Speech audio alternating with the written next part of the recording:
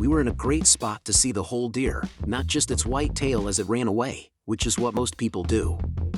Even though we were right next to it, it couldn't smell us because there was a breeze coming towards us.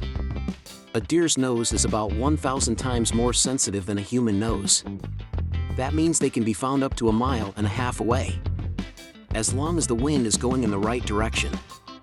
At least 1/4 mile away, a deer can smell a person who isn't trying to hide their scent.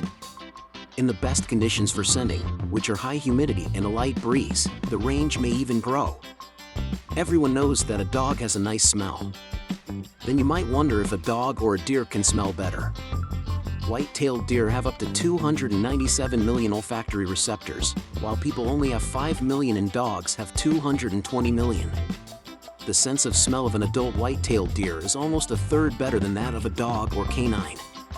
A deer can tell when a predator is coming from several hundred yards away just by smelling its scent. If you're trying to hide your identity in a wooded area, it's best to smell like a local animal instead of a stranger.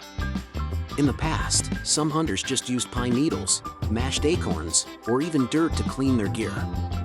Instead, you can imitate a local smell by using a synthetic mask scent or cover spray. Also, it's interesting that deer are much easier to trick when they're used to a small amount of human smell but know it's safe. Then you can take all the steps you need to hide or cover your scent, which will let you sneak up on the deer without them knowing something is wrong. But they are hardest to trick in remote places where people hunt deer. They can only smell people when they are trying to get away from them.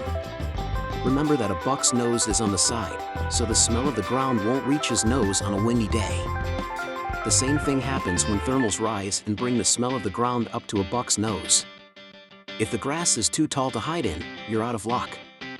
This is where a deer's nose would be because of the height, and the tall grass is a great place to leave a scent. If there are a lot of human scents in the area, it can take between 7 and 10 days for your trail cameras to get a good picture of a buck. So, checking the cameras isn't always a good idea. Also, remember that deer scent can last for a long time in the ground. Even though it sounds mysterious or magical, it's not a myth. Your own thought process might go something like this: I use cover-up scents to reduce the amount of scent left on the ground. The problem is that the animals are judging how old the smell is instead of how much is left. Have you ever thought about how the buck always seems to go in the right direction when the doe leads him there? Let's see next time. Subscribe us to know more. Thank you.